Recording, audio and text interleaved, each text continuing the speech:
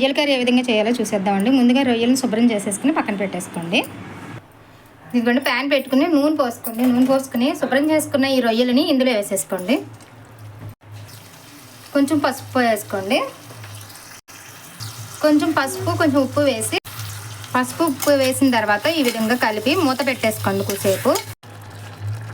ఇదిగోండి రొయ్యల్లో ఉన్న వాటర్ అంతా ఈ విధంగా వచ్చేస్తుందండి. ఈ వాటర్ మొత్తం కూడా ఎగిరిపోవాలండి. ఇదిగోండి ఈ విధంగా మొత్తం కూడా ఇదిగోండి రొయ్యల్లో ఉన్న వాటర్ అంతా డ్రై అయిపోయింది కదా. ఇప్పుడు తీసేసుకుని పక్కన పెట్టుకోండి. ఇదిగోండి ఈ విధంగా మళ్ళీ అదే ప్యాన్ పెట్టేసుకోండి. రొయ్యలని సపరేట్గా తీసేసుకున్న తర్వాత అదే ప్యాన్ పెట్టుకుని ఆయిల్ పోసుకోండి. తర్వాత ఆనియన్స్ అనేవి వేసేసుకోండి. నేను ఒక 2 ఆనియన్స్ మీడియం సైజ్ ఆనియన్స్ తీసుకున్నానండి. వేసుకుని బాగా కలుపుకోండి. మరీ ఆనియన్స్ ఎక్కువ వేసుకోకండి, తీపి వచ్చేస్తుంది. అలాగే ఒక 2 పచ్చిమిర్చి కూడా వేసుకోండి. వేసుకున్న తర్వాత కొంచెం బాగా ఉల్లిపాయ అనేది బాగా వేగాలండి. కొంచెం పసుపు వేసేసుకోండి. ఉల్లిపాయ త్వరగా మగ్గాలంటే కొంచెం సాల్ట్ కూడా వేసేసుకోండి. ఒకసారి కలిపి మళ్ళీ మూత పెట్టేసుకోండి. ఉల్లిపాయ అండి కొంచెం అల్లం వెల్లుల్లి పేస్ట్ కూడా వేసేసుకోండి. ఈ విధంగా ఆనియన్స్ అనేవి ఉడికిన తర్వాత గ్రేవీ కావాలనుకుంటే కొంచెం టమాటా అండి, ఒక మీడియం సైజ్ టమాటా వేసానండి.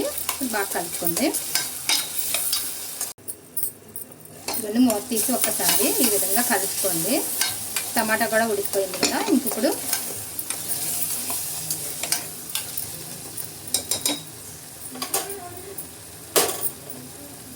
కారం వేసేసుకోండి.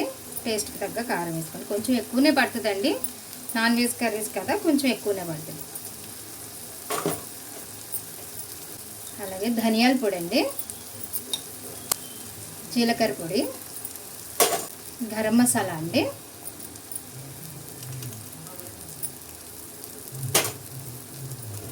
ఇవన్నీ వేసుకున్న తర్వాత ఒక్కసారి బాగా కలిపేసుకోండి. ఇప్పుడు మనం వేపి పెట్టుకున్నాం కదండి ఇందాక, అవన్నీ కూడా రొయ్యలు వేసేసుకోండి. వేసేసుకుని ఒకసారి బాగా కలిపేసుకోండి.